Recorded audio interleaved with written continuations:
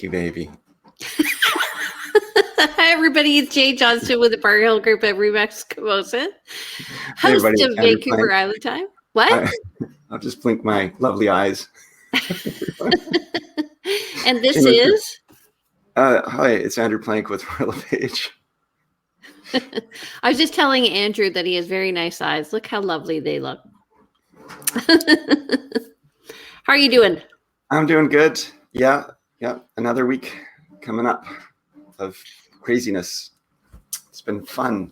I'm looking forward to things opening up. And I was talking with a colleague recently who was saying, it's always slower in the summer because we realtors always tell our clients it's always slower in the summer, and so that we can all go on vacation at some point. So maybe it's self-fulfilling. What do you think? I totally agree. And I think we talked about realtor fatigue, and I think that that's potentially an issue. I know for myself, after I got my COVID shot, I was in bed at 9 o'clock every night, and people are like, "Where are you?" Because normally I just respond right away. Yeah. So, and I, of course, would love to be able to get away at least somewhere up island. Yeah, you were just showing me pictures of like somewhere on vacation, tropical, with your family. That sounds like that was a few years ago. It was. They were a little smaller back then, our kids. Yeah. And my daughter came up to me last night. She goes, "Mom, do you realize that we could potentially go to Mexico?" And I was like, wow, before they never really realized the value of a vacation. Yeah. They just took it for granted. Change of pace. Well, because you're just making so much money. You were always going on vacation. They didn't have any idea. I'm kidding. Kids these days, they just don't appreciate hard work. Well, I used to work, and I would work and work and work, and then I would just think, okay, I can't wait till December. I just can't wait till December. Can't wait till December. And then it'd go away. Yeah. And then January. We're talking today about real estate apps and what we use for tools in our trade, but we're continuing on this line of conversation. I was having a really interesting conversation with a colleague who takes every Saturday off, and he gives his phone away or whatever, or turns it off, tells all his clients, he puts it into the Schedule A on his listings. Saturdays, he's not available. He tells all agents, don't bring an offer Saturday, it won't get dealt with. And he says it works for him. He's able to spend Saturdays with his family. He says, we all, as realtors, as a community, we should all like choose a day and say, sorry, we're not working this day. Because we do tend to be tail wagging the dog in this industry. But it used to be that way. Like they didn't work on Sundays. So that was a thing. Well, I remember as a kid living in Oak Bay, how everything just shut down on a Sunday, and it was, nobody would work on a Sunday, and it was just a regular thing. And it seems like that has changed. Yes. I grew up in Ontario, and they had a big debate about that when they had Sunday openings.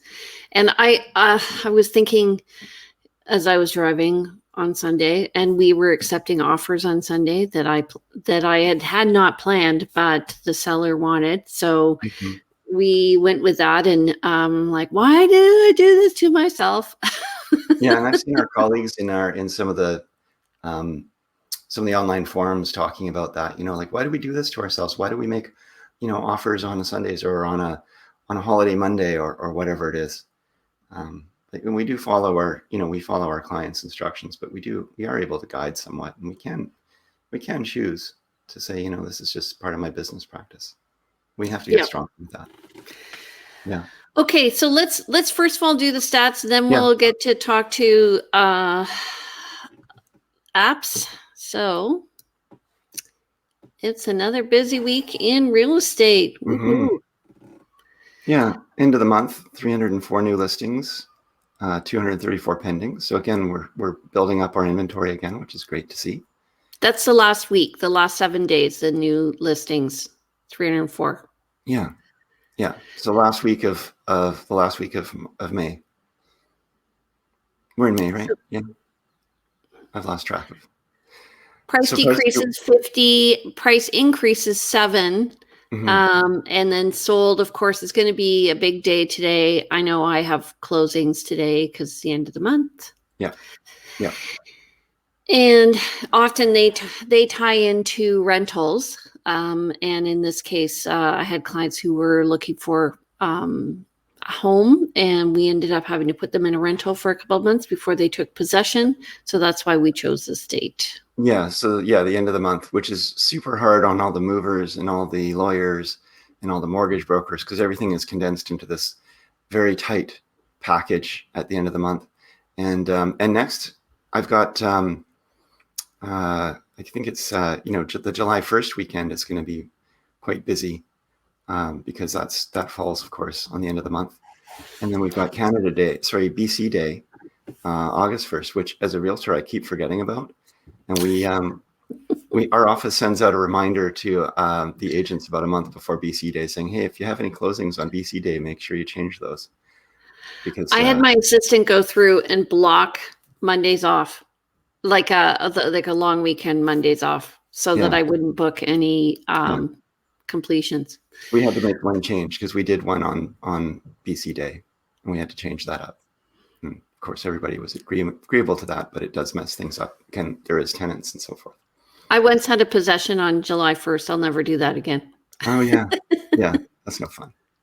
Okay, so net unconditional sales for May is 1,013. For May 2020, it was 457. So we almost doubled there. Mm-hmm. And then new listings were at $1,299 compared to $1,095 last year. Obviously not normal last year. This is more normal this year. And then active listings were still at $1,489. That's when we started in the business in 2006, it was fast at 3,200. And so we have low inventory. We have 1,000 less listings on market than we had last year. And, last year we still had low inventory. So it's pretty low. It's definitely low. I mean, with 1,200 agents, is it 14. 14 now. Sorry, 1,400 agents. That's, one property per agent, I guess, on average. Okay, so let's just talk a bit about apps. Yeah. So do you have, in your daily practice, we both are quite attached to our phones. All realtors are. It's kind of a necessity in this business, but then the phones themselves have all kinds of little tools and apps in them. I don't find I'm pulling out a mortgage calculator or anything like that because that's between the clients and the mortgage broker. But I'll go over my main screen. Yeah. So my first app that I like to use is... Hold up. First of all, are you Android or are you iPhone? I'm an iPhone. Okay, good. So I'm Android, so this is good. We'll have maybe some similars, maybe some difference.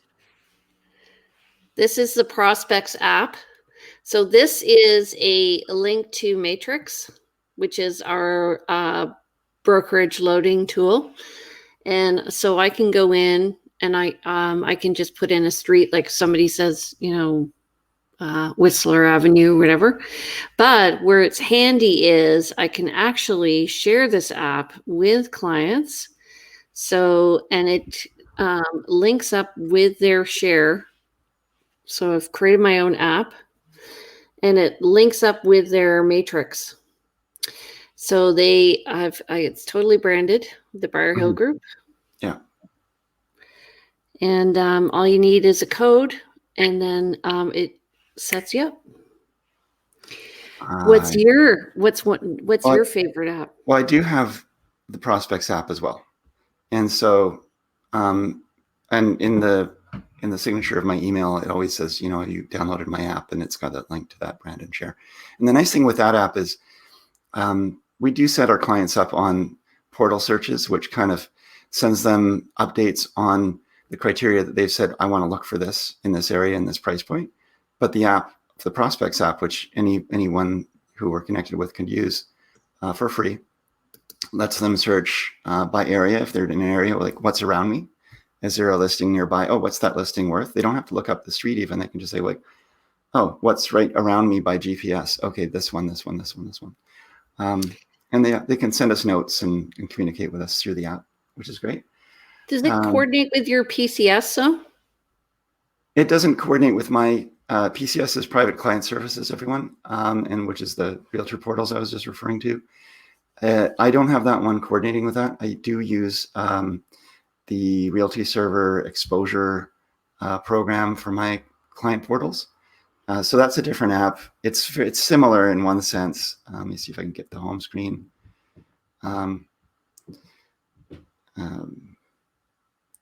And so I can look up, again, if someone says, what's that? I want to see this property or MLS number or whatever. And it's got apps, stats on my listings and where they've gone, and can look at the hot sheets and what the most recent properties are. But that's where I put my clients in as well, is into that app. Okay. And it's very, I can do most of the work in my day without even pulling up my computer. Really briefly, like the tools that I use on a daily basis would be, I'm talking too, like we use the flashlight when we're going into a crawl space on our phone. That's a really useful app. The compass, I use an app called Sun Surveyor, which tells me where the sun will be at a certain time of day, at a certain time of year when we're looking at properties. So, clients are always, which way are we facing, and I've got an internal compass. I don't know about you, but I've developed quite a good internal compass now over the years as to where we are. Yeah. So those are really I use that a lot. Although I use it to confirm what I'm thinking. A lot of people don't believe me, and I don't know why. I know where I'm facing. They should believe you all the time. Okay, here's my other one, DocuSign. Yes. Love it. Yeah. Yeah. So this also tells me people who I've sent documents to who haven't followed up. And because we are required to send a form called a disclosure representation and trading services. And so I send those to make sure that it goes out. It goes along with a little video that I've created that explains the form. And so usually when people want to purchase, all of a sudden they're like, we're ready and willing to sign that form. But I've sent it to them. Yeah, you sent it to them some time ago. We're supposed to, before we get into any kind of in-depth conversations in real estate, giving advice and so forth, we really need to share that information with our clients. Okay, I've got one more for you. Fire away. This one is called SnapStats. And it's a realtor commission calculator because we have to disclose it. Commission disclosure calculator. Okay. But I also created a spreadsheet. So now when I send all the offers over, I send the spreadsheet with the name of the realtor, the name of the buyer, the price, the commission we have to disclose. Then I just edited it last night and added taxes. And then I put in the net amount that they get. Right. Which is way better than those silly forms. Yeah, for sure. Well, so I have I don't know if you can see this, I'm turning my phone, but I've got this spreadsheet I built for sale price, purchase price. What are the various costs that might be included, turning them on and off, is foreign buyers tax applicable and so forth. What's the difference, the net difference between the two? So I like that. And I also do the same as you when I've got an offer that I need to review with a seller or multiple offers. I have a spreadsheet I plug everything into. I've got in that spreadsheet a calculator for commission. We are required to disclose the commission payable to that. So that's good. I find, just while I'm going again throughout my day, some of the daily ones we use the, of course, every day we use the Supra app, which is for us to access our lock boxes, move lock boxes on a property, access keys, and so forth. So that's quite an important one. And then the touch-based system.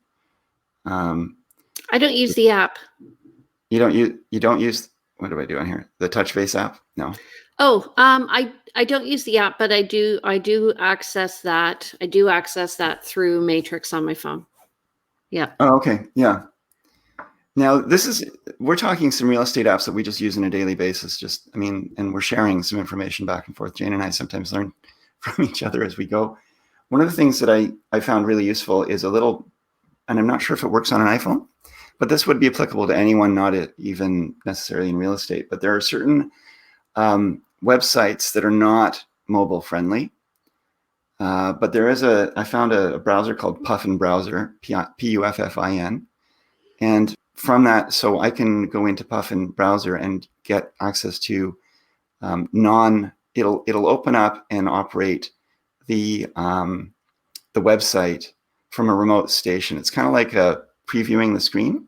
It's a little hard to describe, but what it lets me do is go in and operate and build a signing session in my eSign program, which is like your DocuSign, as if I was on a real website. And so I can just enlarge the screen and I can move around and do everything I could. Oh, that's a great idea, because I find when you're on your phone with DocuSign, you have to go through the app in a weird way. Yeah, and sometimes the apps built for our phones are not the ideal, and you really are wishing you had your computer in front of you. So with the Puffin Browser, you go through that browser, but it translates it all into being full screen. So just so you know, nobody's watching us anymore because we're so boring. I know. That's okay. We're having fun. Okay, I use WhatsApp as well. And I use this for people who are like you, Android users, or international clients, because then I could communicate with them effectively. You can video chat and all of that, and it's cross-platform. And plus, it allows me to see if they've opened up the message, right? And it keeps track of. I find it keeps track really well of the conversation. Good. Okay. Yeah, because I mean, not having an iPhone, and I talk to people, and they're like, do you do the whatever the iPhone streaming is for video? I'm like, no, I don't. But I do Google Hangouts with my assistant, because I have an assistant who works with me and she's overseas. So we will do the Google Hangouts for our chat and for our, any video calls where we're doing sharing screen. And then for anything where I just use Zoom otherwise. So I find Zoom works fine for communication. So you can use StreamYard too, which is this program. Which is the program that we're on right now. Okay. Yeah. I haven't explored that. So, okay. The other thing I use this little app called Fonto. Which allows me, so I can go into my photo albums here. I can pick a picture. So here is this great picture of me winning, getting multiple offers on a program. Yeah. And then I can add another image above it. So I go to my albums, I go to my favorites, and let's say I want to add local. I have a PNG.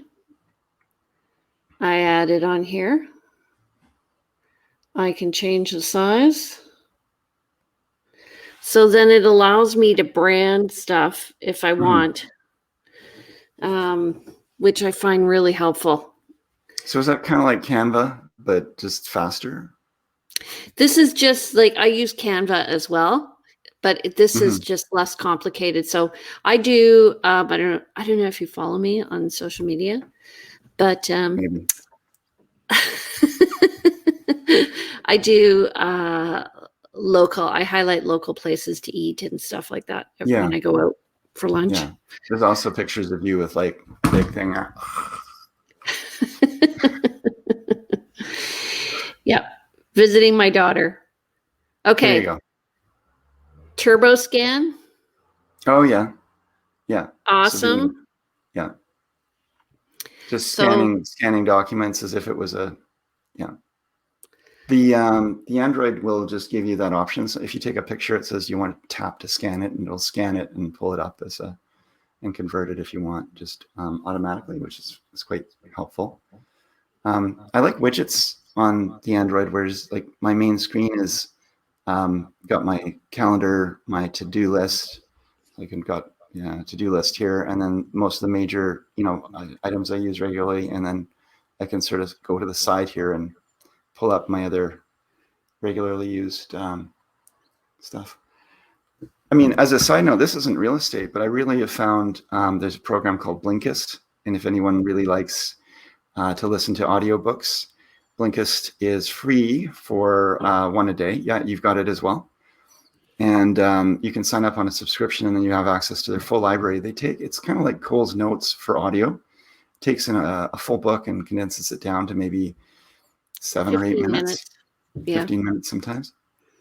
And you get the gist of it. And I don't know about you, but there's many books I've read where the author is hammering you over the head with their point. These are all nonfiction books.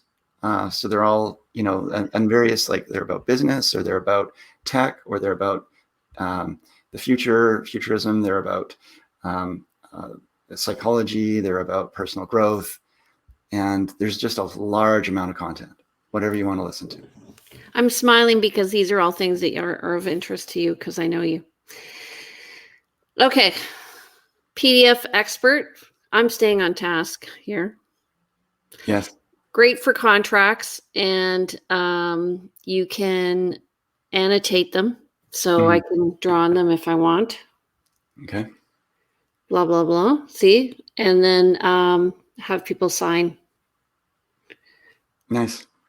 Yeah. We were talking about required documents. One of the documents that we require is to take and personally verify our clients, make sure that they are who they say they are, take ID from them. So there are different, there are forms that we need to fill in for that. I found that it's quite helpful there's one app called FinTracker that I use. There's a couple others out there that are similar. One's called Really Trusted. But with the FinTracker app, you can pull it up and then plug in the people's information. But what I find really helpful with this one is they give me their driver's license. I turn their driver's license around to the back where there's the scan code. I scan the driver's license. It pre-fills all the information. Oh, look at that. I just blew your world away, didn't I, Jane? So that's quite nice. You've got to make sure, because it takes it's all encoded information in that scan. So it takes the old address if someone's updated their address, but generally speaking, it saves a lot of data entry. Oh my God, I love it. Yeah, there you go. Make a note. FinTracker or Really Trusted. Both are really helpful. And then, of course, there's things like Dropbox. So for file sharing, if someone says, can you send me, there you go. Can you send me the StrataDocs folder? Can you send me the information you have on this? I can just go in, copy the link, send it to them in a text message or email, and off it goes. And so we're not having to download and send a whole bunch of information all piecemeal. And I think every freaking realtor should be using a program like that, because what this did, having all these documents in a sharing folder, it allowed people to write an unconditional offer if they so desired, because I had everything available at their fingertips and they could share it with their clients. I think you and I are going to be the same on this, Jane, but I'm sure you've had the similar feedback of, oh my God, like I so appreciate that you've got all of the information available and how quickly you respond and are able to get it to me, and how organized you are. And that's, a lot of people don't realize they want, this big flashy listing with all of the advertising out, and it's all important pieces. But the back of what's happening, where there's communication between agents, where there's that trust in the information that's shared. I mean, I have worked with some agents where you're fighting to gather information, and you're trying to find enough information for your clients to make a good decision. And the agent hasn't pulled the deeper documents that make it so that the buyer, the ultimate buyer, can go in with a really nice, clean, confident offer. And I think they're costing themselves and their clients money. And also, it's not only about listings, but we have a buyer folder. Mm-hmm. So we have a current seller folder, we have a buyer folder, and then we have our buyers completed and incomplete. I don't want to show people the names, but then for completed, it's under their name. Mm-hmm. So these are all the completed. So if somebody says, hey, that property I bought, and their name's like, Jane Johnston. So I go back in here and I'm like, here's your testimonial, here's your picture, here's your FinTrack, here's your trade print, here's the accepted offer, here are all the supporting documents for your accepted offer. Yeah. Everything is there. Absolutely. Absolutely. No longer are we going down into the crawl space to pull out the banker's box full of old files to say, when somebody says, can you check that contract from 72. And also, I'm finding like right now the government is asking people for expenses related to the sale of property 2 or 3 years ago. Okay. And I can pick it up. Okay, we have 5 more minutes. Give me some more. Great. I mean, definitely finding, spreadsheets and all that stuff works really well. In me using the Android environment and the Google environment, I use a lot of the Google Forms. I've seen you do that too, Jane. You use the Google Form or something similar for your COVID disclosure. When there's a showing, you send this out and say, please fill this information out for you and your clients to ensure that you haven't traveled, that you're not suffering any symptoms. So that gives you, and I use this similar. I have a number of different forms I use when I take a listing or when I'm asking clients to share information about their property. So I really like that. And then for note keeping, I use something called Google Keep. And it's kind of like Evernote, or I'm not sure what you would be. Do you use something like that? I use actually just my notes on, what I love about it is that it does cross-platform. So I use the Notes app. Okay. And actually it's funny, like, so I use this when I do my social media and have hashtags. I have them saved in here. So I just type in a keyword. Right. And then you can copy and paste. What? Yeah. Then you can copy and paste your hashtags. Yeah. Yeah. There you go. That's next level. That's next level, Jane. So yeah, anytime I have a thought, if I meet some clients, used to try to rely on this. It doesn't work as well as it ever did. It never worked as well as I like to hope it would. So, using the note keeping app and being able to throw thoughts into there as they come up is really helpful, because it's very easy to search and it's very quick and responsive. So it's a good one. Okay, last one. Nope, I got one last one too. Hey Siri. Oh yeah. Save a note. I found these items. There were more, but this is as much as I can show. So then you can save a note like, oh, hey Siri, set a reminder for me to call Andrew Plank at 5 p.m. and it'll set it. Okay, add it to today's reminders. Yeah, and I do the same with I've got shopping lists. I mean, whatever platform you're on, there's a similar equivalent, right? So for shopping lists, for you okay there, Jane? Yep. Can someone? The last one, I think this one. I've mentioned it before, but there's one called Mighty Text. And so while I'm on my computer at home on my computer and my phone is going off buzzing with a lot of different text messages, I can have a screen on my computer that coordinates with my phone. And so I can type and respond to text messages using this Mighty Text program. Oh my God. You need to get an Apple, man. You don't need an app for that, man. Well, it works fine for me and I'm quite happy, but you're right. We can agree to disagree, Jane. Thank you very much. I love the fact that, in all seriousness, that I can actually answer my phone on my computer and text from my computer. And what's fabulous is Danielle can text from my computer. So whenever we're requesting showing times with clients, she does it through my texting app on our desktops. Right. Yeah. So it allows your assistant to step into your shoes and operate on your behalf. Yeah. Yeah. Good. Well, I hope we didn't bore too many people, but this was helpful and useful, I hope, for some.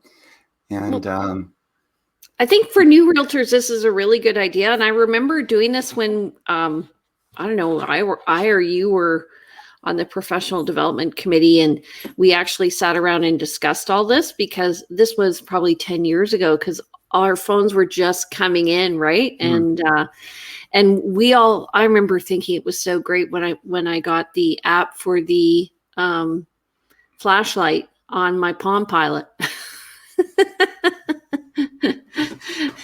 I know it's one of the more useful apps out there. I mean, we are always looking into little dark corners in these houses. Yeah. I was And joking. somebody's like, shoot, I forgot my my flashlight. Don't worry. I've got my phone. Phones do everything. Everything. Like I said, I don't really need the computer for much at all anymore. And the phone has a big enough screen. It's a race against the aging eyes here, but I still don't need reading glasses yet. So we shall see. Anyway. Awesome. Thank you, So Jenny. next week we're going to be talking about the market update. Yeah. I actually did a presentation to the ladies at the Union Club last week. And anyway, if people want information about what's going on with the market, please tune in next Monday at 10 a.m. We're going to be reviewing the year to date, and maybe we'll do some predictions about what's happening next month. Yes. Pull out our crystal balls. Okay, good. Okay, so how do we get in touch with you, Andre? Andre, you can reach me, Andre Planche, throughout the page. 250-360-6106. Apologies for my French. info@andrewplank.com is my email. And you, Jane? My name is Jane Johnston. I'm with the Briar Hill Group at Remax Camosin. You can reach me at briarhillgroup.com. My number is 250-744-0775. And if you haven't, please subscribe. We do have lots of tips and tricks, and we'd love to see you.